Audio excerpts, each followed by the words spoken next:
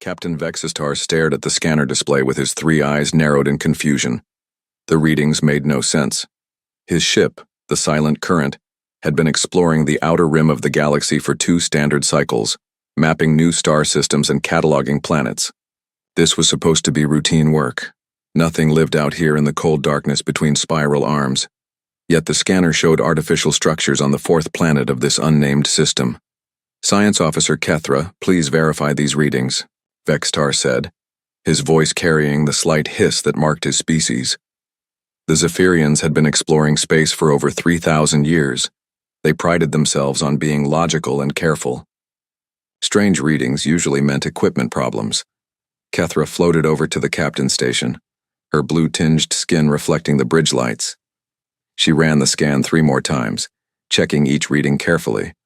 Her findings matched the first. "Scan exactly. The readings are correct, Captain. There are definitely artificial structures down there. Large ones. The energy signatures suggest active power systems too." Vextar felt a chill run down his spine. Active power meant someone was still there, but no known species lived this far from the galactic core. The radiation levels alone should have prevented any civilization from developing here. "Helm, take us into orbit. Science team, prepare for a detailed planetary survey. Communications, scan all frequencies for any signals." As the Silent Current approached the planet, more details became clear. The world itself was harsh and unwelcoming. Thin atmosphere, extreme temperature variations, and high radiation readings. No sensible species would choose to live here. But someone had. The structures were unlike anything in the galactic databases. They were geometric and angular, built from materials that reflected scanner beams in strange ways. Some buildings stretched high into the sky, while others seemed to burrow deep underground. Connecting them were roads and pathways that followed no logical pattern. "Captain," called the communications officer, "I'm detecting no active transmissions, but there are recorded signals in the data networks. The encryption is completely unknown." "Any signs of the inhabitants?" "No life signs detected, sir, but the power systems are still running. Some of the automated systems appear to be active." Vextar made his decision. "Prepare a landing party, full environmental suits and recording equipment. We need to understand what we're looking at." 2 hours later, Vextar stood on the surface of the alien world with 5 of his crew. The gravity was heavy, almost uncomfortable for the Zephyrians. The air was thin and carried strange chemical scents that their filters worked hard to process. The buildings around them were massive. Vextar was tall for his species, but these structures were built for beings much larger than him. The doorways were wide and high. The stairs had deep steps that forced the Zephyrians to climb carefully. "These beings must have been giants," whispered Kethra as she recorded everything with her scanner. The strangest thing was how fresh everything looked. There was no dust, no signs of age or abandonment. Automated systems hummed quietly in the walls. Lights turned on when they entered rooms and turned off when they left. Climate control kept the air at comfortable temperatures. "It's like they just left yesterday," observed Lieutenant Zixara, the team's security officer. They explored building after building, finding the same pattern. Furniture and equipment designed for large, powerful beings. Technology that looked crude and simple, compared to Zephyrian engineering, yet somehow functioned perfectly. Everything was clean and maintained by automated systems that worked with quiet efficiency. In what appeared to be a residential area, they found living spaces that revealed more about the mysterious inhabitants. The beings slept on raised platforms, rather than in the flowing pods the Zephyrians preferred. They consumed food that was prepared with heat and fire, rather than the nutrient solutions that most galactic species used. "Look at this," Kethra called from what seemed to be a food preparation area. They actually cooked their meals with open flames, and these containers suggest they consumed liquids that would be toxic to most species. Vextar examined the containers. They were made of processed plant matter formed into sheets. The concept of making containers from dead plant material was completely foreign to him, yet these containers seemed perfectly functional. The more they explored, the more confused they became. These beings had lived differently from any known species in the galaxy. They appeared to enjoy physical challenges that would terrify other races. Their recreational areas included equipment designed for lifting heavy objects, running long distances, and engaging in mock combat. "Captain," Zixara called from across a large open space, "you need to see this." Vextar hurried over to find his security officer standing before a wall covered with images. The pictures showed the inhabitants of this place. They were bipedal, like the Zephyrians, but built completely differently. Where Zephyrians were thin and elegant, these beings were thick and muscular. They had only 2 eyes, positioned on the front of their heads rather than arranged for maximum vision like most prey species. But they didn't look like prey. Everything about them suggested they were predators. Their eyes faced forward for tracking targets. Their mouths contained sharp, white teeth designed for tearing. Their hands ended in short, thick digits that could clearly deliver powerful grips. "They look dangerous," Zixara observed. "Yes, but look at these other images." Kethra pointed to more pictures. "They're caring for small versions of themselves, and here, they're working together on some kind of construction project. They might be predators, but they're social predators. They cooperate." The images showed these beings in many activities. They were building, creating, exploring, and always working together. Even their recreational activities seemed to involve group cooperation or friendly competition. As the day continued, the exploration team found more puzzles. The beings had developed technology that worked, but violated many principles of efficient design. Their power systems were crude but generated enormous amounts of energy. Their materials were simple alloys that somehow demonstrated strength properties that should have been impossible. "Nothing here makes sense according to our understanding of physics and engineering," Kethra reported as they gathered at the end of the day. "Their technology should not work as well as it does. Their living conditions should not be sustainable for any known species. Yet everything functions perfectly." Vextar looked around at the alien colony as the sun set. Lights came on automatically throughout the settlement. Climate control systems maintained perfect conditions. Manufacturing facilities continued producing goods that no one would collect. It was like a vast machine that had been built to run forever, regardless of whether anyone was there to use it. "The real question," he said finally, "is where did they go? And why did they leave all of this behind?" That night, as the Zephyrians slept in their ship, automated systems throughout the colony continued their work. Machines repaired and maintained equipment. Manufacturing centers produced goods according to schedules programmed long ago. Deep underground, massive processors cleaned and recycled air and water. The colony was not abandoned. It was simply operating, without its creators, as it had been designed to do. In the morning, the exploration would continue.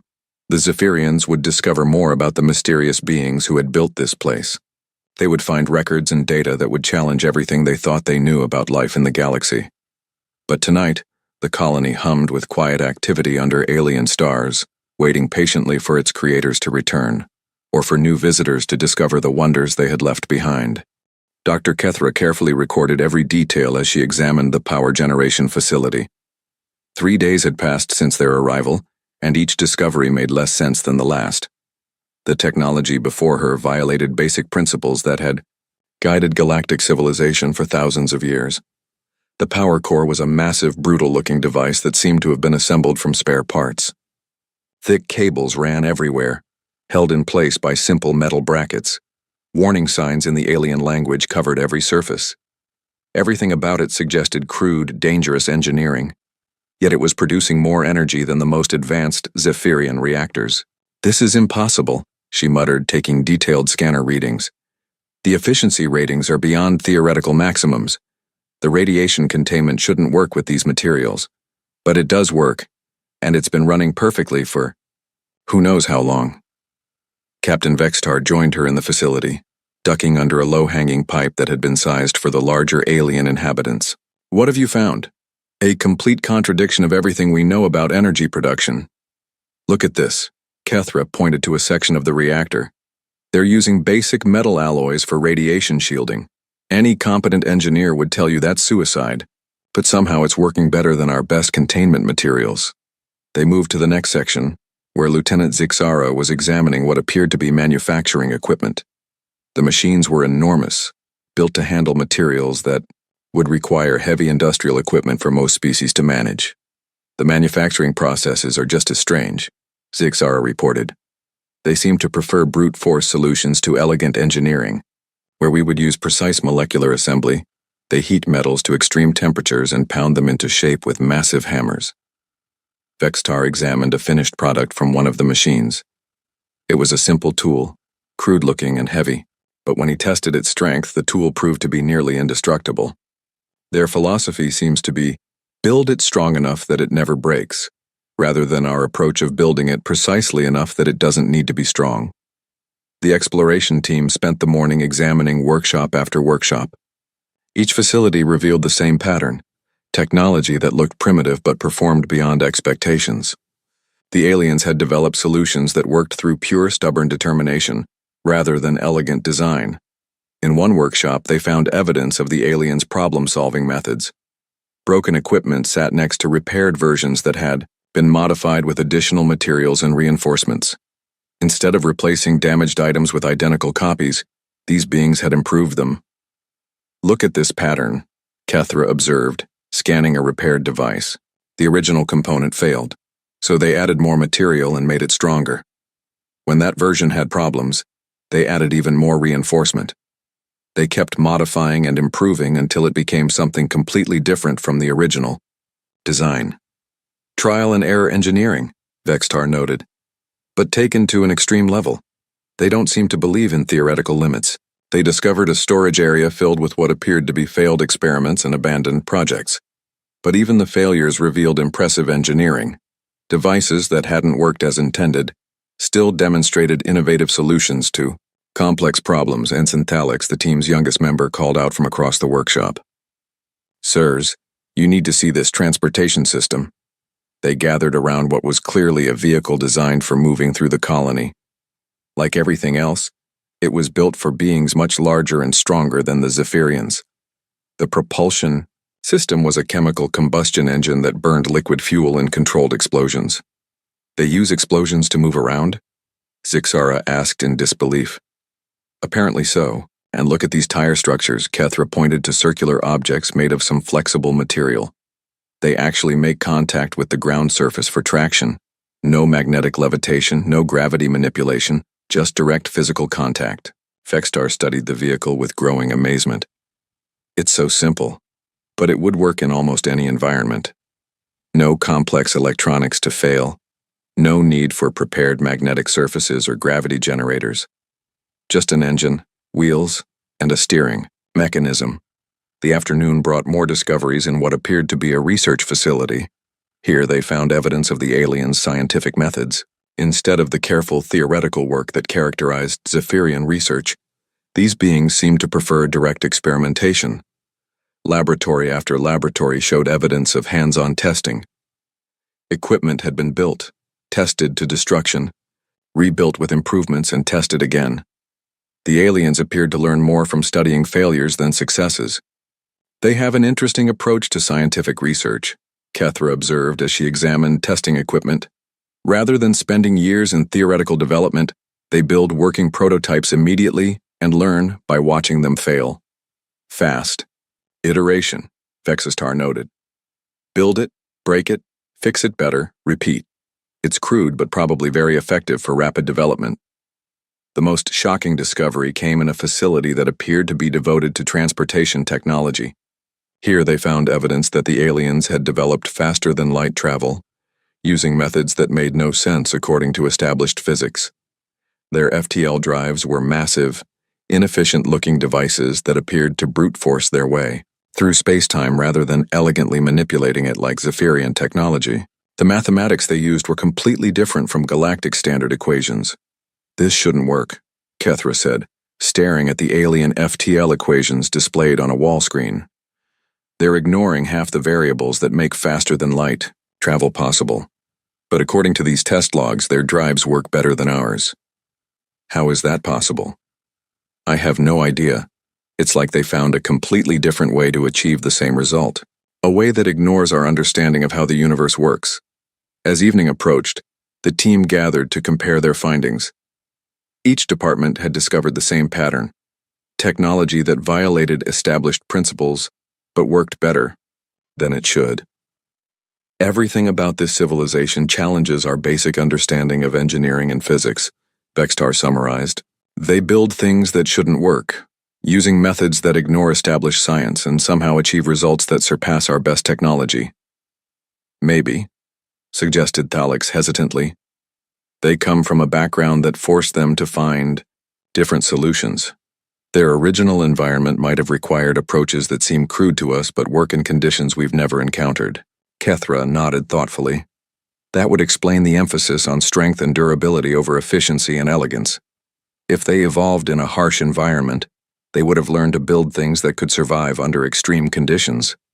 But what kind of environment would produce this level of innovation? Vextar wondered. What could force a species to develop such unique approaches to technology? That night, as the Zephyrians rested in their ship, they realized they had only scratched the surface of the mysteries surrounding this colony. The technology they had examined was impressive, but it raised more questions than it answered. Who were these aliens? Where did they come from? What kind of world had forced them to develop such unusual solutions to common problems? Most importantly, where had they gone? And would the galaxy be ready when they encountered the rest of their civilization?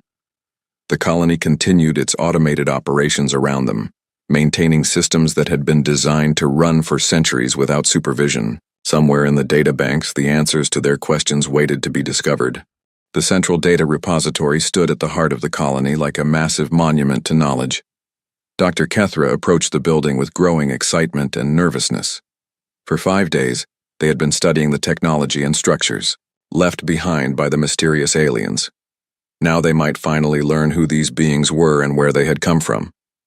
The building was different from the others they had explored. Where most structures in the colony were purely functional, this one had decorative elements. Images were carved into the walls showing scenes of the aliens working together, building, exploring, and celebrating. The entrance was marked with symbols that repeated throughout the colony.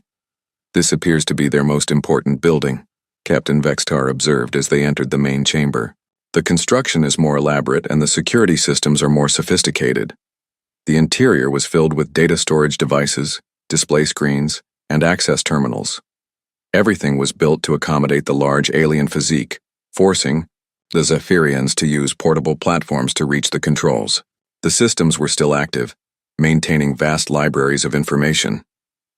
Lieutenant Zixara worked at one of the terminals, trying to decode the alien language and access systems. The data structure is complex but logical. I'm beginning to understand their basic information organization. After several hours of careful work, they achieved their first breakthrough. Text began appearing on the display screens, accompanied by images and what appeared to be historical records. Success, Zixara announced. I have access to their historical databases. The translation program is starting to work. According to this, they call themselves humans. The first records they accessed showed the human homeworld. The Zephyrians stared in horror at the images displayed before them. The planet was a nightmare of extreme conditions that should have prevented any form of intelligent life from developing. Massive storms raged across continents, carrying winds that could destroy buildings. Geological activity split the ground and spewed molten rock into the air. The weather shifted between deadly heat and killing cold. Predatory animals filled every ecosystem, most of them large enough to hunt the humans themselves. This can't be their actual homeworld, Kethra whispered. Nothing could evolve intelligence under these conditions. The constant danger and environmental stress would prevent any species from developing advanced civilization. But the records continued, showing how humans had not just survived on this death world, but had thrived. They developed tools to hunt the predators that hunted them. They built shelters that could withstand the storms. They learned to predict and avoid the geological disasters that regularly reshaped their landscape. Look at this, Vextar pointed to an image showing humans working in extreme heat near flowing lava. They're actually using the volcanic activity for manufacturing purposes. They've turned the planet's deadliest features into industrial resources. The historical records revealed a species that had faced constant challenges and responded by becoming more adaptable, more innovative, and more determined. Natural disasters that would have driven any sensible species to extinction became opportunities for humans to develop new technologies and survival strategies. Their early history was filled with conflicts between different human groups. Wars, competitions, and struggles that might have weakened other species seemed to make humans stronger. They learned from each conflict, developing better strategies, improved technologies, and stronger cooperation methods. They fight each other constantly, Zixara observed, reading through military history records. But notice how they also cooperate. Even while fighting, they follow rules and maintain codes of behavior, and after conflicts they often form alliances with former enemies. Competitive cooperation, Kethra noted. They challenge each other to become better, but they don't try to completely destroy their opponents. It's like they understand that having worthy opponents makes them stronger. The records showed how humans had gradually transformed their hostile homeworld. They diverted rivers, leveled mountains, and created vast agricultural areas where once only wasteland existed. They domesticated the dangerous predators, turning them into allies and companions. "This is incredible," Vextar said, studying images of the transformed human homeworld. They didn't adapt to their environment. They adapted their environment to themselves. They rebuilt an entire planet to be more habitable. The technological development records revealed the same pattern they had observed in the colony. Humans preferred practical solutions over elegant theories. They built things that worked first, then improved them through constant testing and modification. Their approach to space travel followed the same philosophy. While other species had developed space technology gradually over thousands of years, humans had achieved spaceflight in a few centuries through rapid experimentation and improvement. Look at these early space vehicle designs, Kethra pointed to historical technical drawings. They're absolutely primitive, chemical rockets that barely reached orbit. But they kept improving them, making them bigger, more powerful, more reliable. The space exploration record showed humans spreading through their solar system with characteristic determination. They established colonies on planets and moons that other species would have considered uninhabitable. Each hostile environment became a new challenge to overcome. They colonized a planet with surface temperatures over 400 degrees, Zixara read from the records, and another one with methane rain and hydrocarbon lakes. They don't seem to believe in uninhabitable as a concept. The records revealed that humans viewed every problem as temporary. If something was too hot, they developed better cooling systems. If gravity was too strong, they built stronger structures and trained their bodies to handle the stress. If the atmosphere was poisonous, they created better filtration technology. Their approach to faster-than-light travel exemplified their practical philosophy. While other species had spent centuries perfecting elegant FTL theories, humans had built working drives through trial and error, accepting inefficiency in exchange for reliability. Their first FTL ships were basically flying workshops, Vextar observed, reading technical specifications. They carried enough spare parts and repair equipment to rebuild the entire vessel during flight. They assumed things would break and planned accordingly, but the most shocking discovery came when they accessed records about human expansion into the galaxy. The files revealed that humans had been exploring galactic space for decades, establishing colonies throughout the outer rim regions. They've been spreading across the galaxy while staying hidden from the established civilizations, Kethra realized. They've been systematically colonizing worlds that other species considered too dangerous or too remote to be worth claiming. The colonization record showed typical human behavior. Instead of competing with other species for the comfortable, easy worlds, they had claimed the challenging ones: desert planets, ice worlds, high radiation environments, unstable systems. Everywhere that other species avoided, humans had established thriving colonies. They're not trying to compete with us, Vextar understood finally. They're taking the worlds we don't want and turning them into successful colonies. They're expanding into areas where no one else bothers to go. The final records in the archive explained what had happened to this particular colony. The humans hadn't been driven away or faced any disaster. They had simply completed their mission and moved on to the next challenge. This colony had been established as a testing ground for large-scale terraforming technology. The humans had successfully transformed the hostile planet into a garden world, then automated all the systems to continue the work without supervision. They built this entire colony as an experiment. Kethra read from the final logs. They wanted to prove they could terraform a whole planet using automated systems.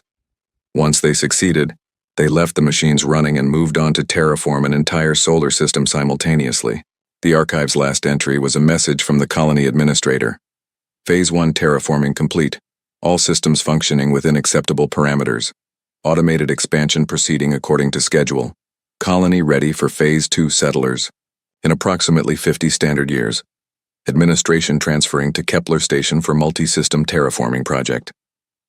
Captain Vextar stared at the final message with growing realization. These humans hadn't just built a colony and abandoned it. They had built a self-sustaining terraforming operation and left it running like a simple household appliance while they moved on to even more ambitious projects. The question was no longer where the humans had gone. The question was how many other projects like this they had scattered across the galaxy and what they were planning to do next. Captain Vextar spent the 6th day exploring the deepest levels of the human colony. The revelations from the archives had changed everything they thought they understood about these mysterious beings.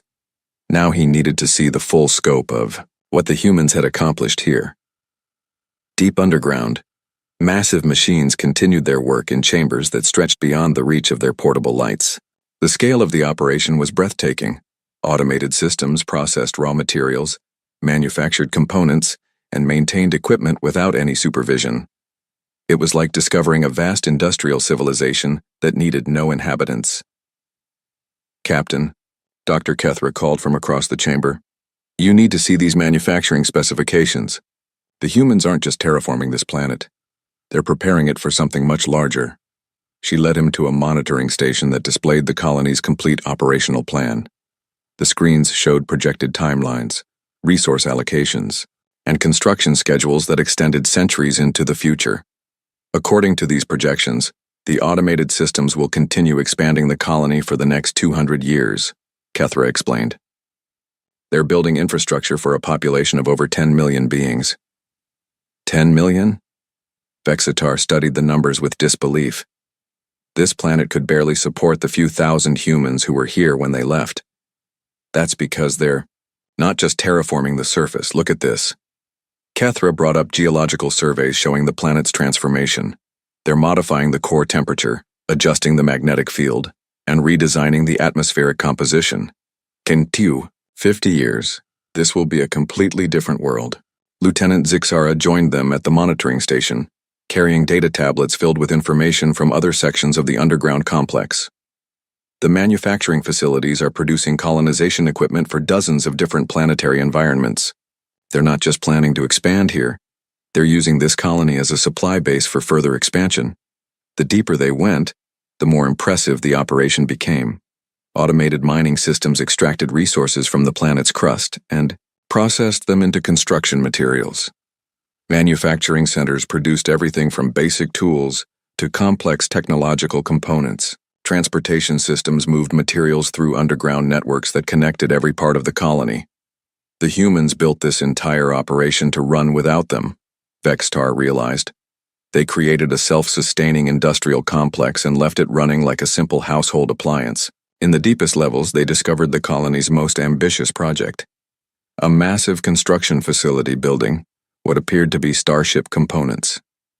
The parts were enormous, far larger than anything needed for the vessels they had seen. In the archives, these are components for ships designed to carry entire populations, Kethra observed, scanning the construction specifications.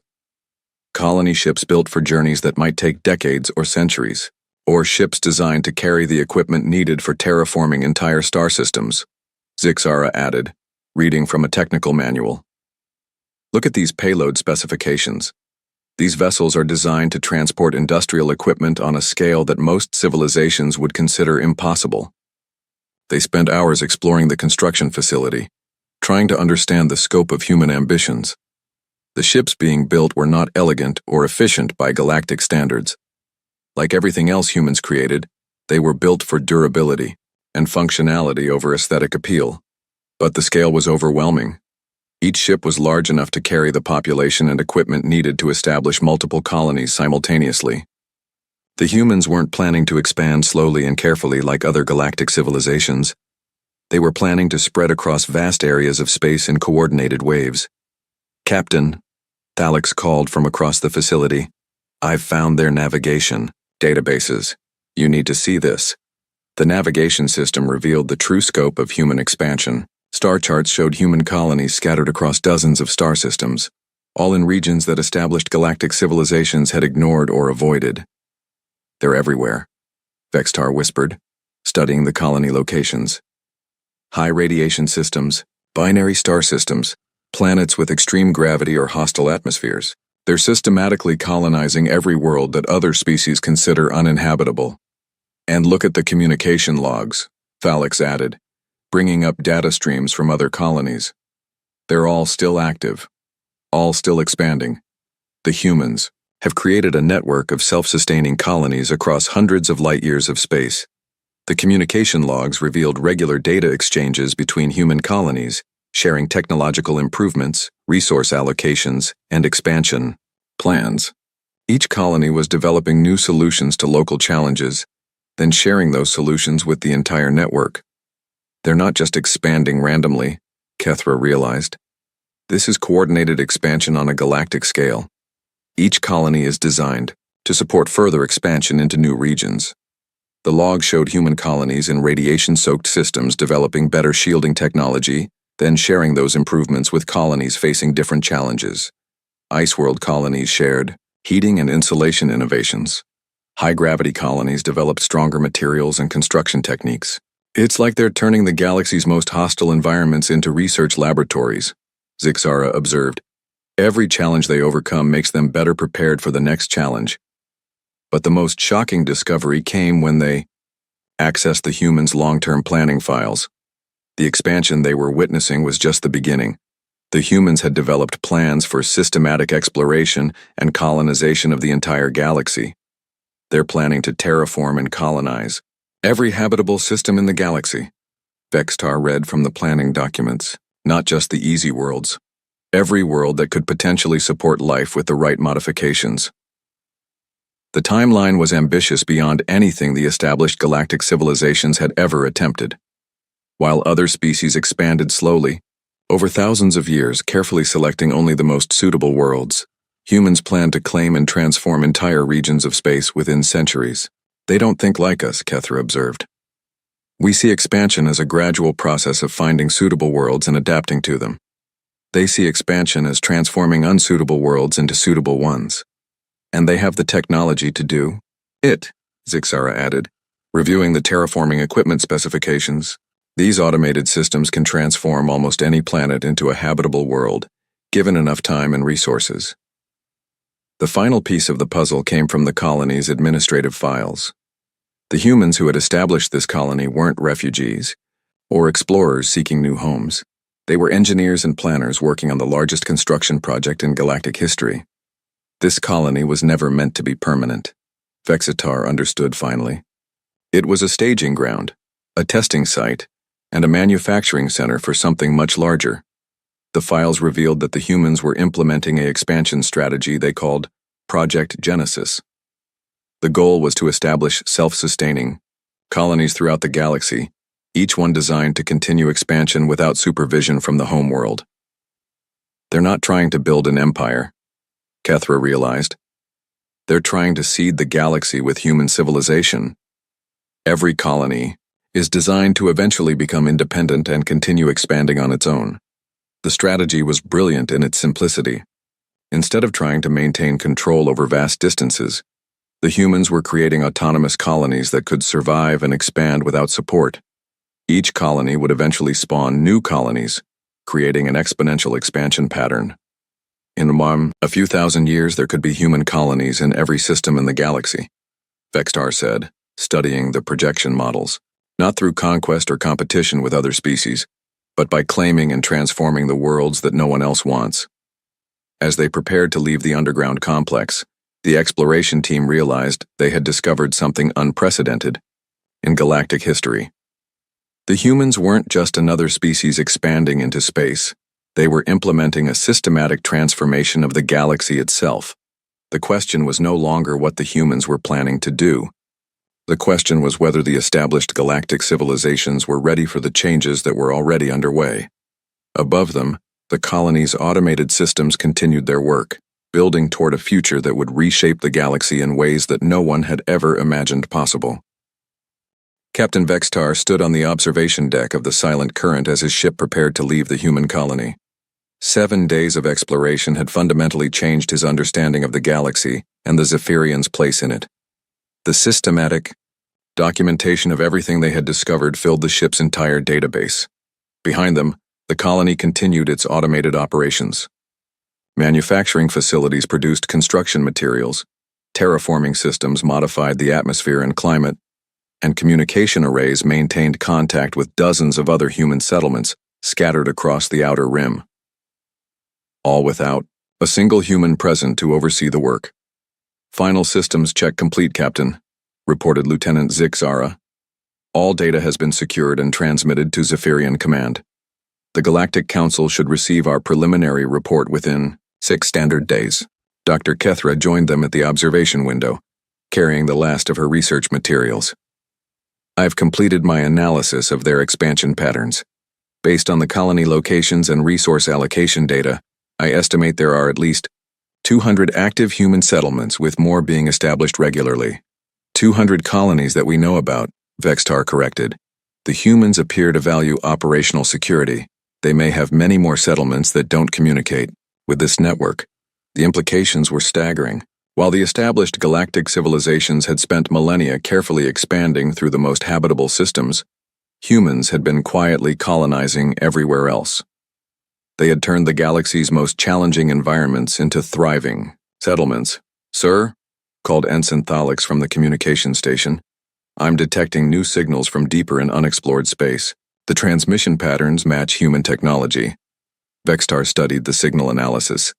The transmissions were coming from multiple locations, all in regions that galactic surveys had classified as uninhabitable or too dangerous for colonization. The humans had been active in those areas for decades. "Plot those signal sources on the navigation display," he ordered. When the display updated, it showed a pattern that sent chills down his spine. Human colonies formed a rough sphere expanding outward from the galactic rim, with this settlement near the edge of their explored territory. They're not expanding randomly into empty space, he realized. They're systematically claiming every system that other civilizations have ignored. They're taking the entire outer galaxy while we focus on the habitable core systems. As the Silent Current engaged its faster-than-light drive, Vextar reviewed the message he would send to the Galactic Council. How could he explain what they had discovered? How could he make the Council understand that humanity represented something completely unprecedented? The humans didn't fit into any of the established categories for galactic civilizations. They weren't conquerors seeking to dominate other species. They weren't traders seeking economic advantage. They weren't philosophers seeking knowledge. They were builders on a scale that defied comprehension. "Captain," Kethra said quietly, "I've been thinking about the implications of what we've discovered. The humans aren't just expanding into space. They're implementing a complete transformation of galactic civilization."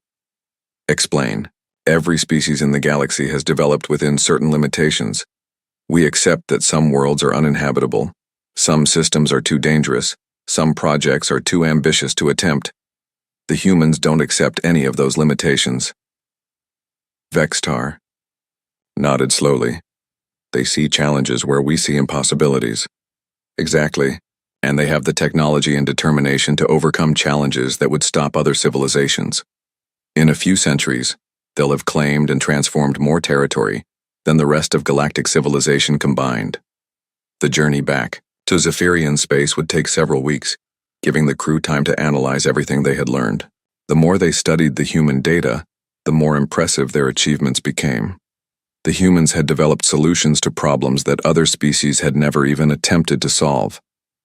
They had created technologies that worked through brute force and determination rather than elegant theory. They had established colonies in environments that should have been impossible to survive. Most importantly, they had done it all while remaining hidden from the established galactic civilizations. They had expanded across vast regions of space, without competing with other species for resources or territory. The question, Zixara observed during one of their analysis sessions, is what happens when we make contact with them officially. How will the galactic community react to discovering that humans have been terraforming the galaxy while we weren't paying attention? It was a crucial question. The established galactic civilizations had spent thousands of years developing complex diplomatic relationships, trade agreements, and territorial boundaries. The discovery that an unknown species had been systematically claiming vast regions of previously ignored space would disrupt everything. Some species will see them as a threat, Vextar predicted. The idea of a civilization that doesn't accept natural limitations will be terrifying to races that have built their entire philosophy around accepting constraints. Others might see them as an opportunity, Kethra added. Human terraforming technology could make uninhabitable worlds accessible to species that could never colonize them independently. But there was a deeper issue that Vextar kept returning to as they traveled home. The humans represented a completely different approach to existence. Where other galactic civilizations had developed sophisticated cultures focused on philosophy, art, and intellectual achievement, humans appeared to be focused on constant improvement and expansion. They didn't seem interested in reaching a stable, comfortable state of civilization. Every challenge overcome became the foundation for tackling even greater challenges. Every successful colony became a base for establishing more colonies. Every technological breakthrough enabled more ambitious projects. They're not trying to find their place in the galaxy, he realized during one quiet watch period. They're trying to reshape the galaxy to accommodate their vision of what it should be. The implications were profound. If humans continued their expansion at the current rate, they would eventually encounter every other galactic civilization, not as invaders or competitors, but as neighbors who had transformed the spaces between established civilizations. 3 weeks into their journey home, they detected signs that human expansion was already affecting established space. Long-range sensors picked up unusual activity in systems at the edge of Nexari territory. When they investigated, they found evidence of human terraforming operations in previously uninhabited systems adjacent to Nexari colonies. They're not avoiding us, Thalix observed as they analyzed the sensor data. They're expanding right up to the boundaries of established space, which means contact is inevitable, Vextar concluded. The question is whether that contact will be peaceful or hostile. Based on everything they had learned about human behavior, Vextar believed the contact would be peaceful. Humans didn't seem interested in conquering or displacing other civilizations. They seemed content to claim the territory that no one else wanted. But peaceful didn't mean without consequences. The discovery that humans had been active throughout the galaxy would force every established civilization to reconsider their assumptions about expansion, technology, and what was possible. As the silent current approached Zephyrian space, Vextar prepared his final report for the Galactic Council. The message was simple but would change everything. Humanity had been discovered and they were already everywhere. The colony they had investigated was just one small example of human achievement. Across the galaxy, automated systems continued, terraforming projects that would create habitable worlds for generations yet to be born. Manufacturing facilities produced the equipment needed for even more ambitious expansion. Communication networks coordinated efforts across vast distances of space. The humans had left them a gift, the knowledge that the galaxy was far more malleable than anyone had imagined. Worlds that seemed uninhabitable could be transformed.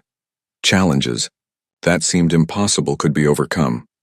Limitations that seemed absolute could be transcended. The question now was what the established galactic civilizations would do with that knowledge, and whether they were ready to share the galaxy with a species that refused to accept the impossible.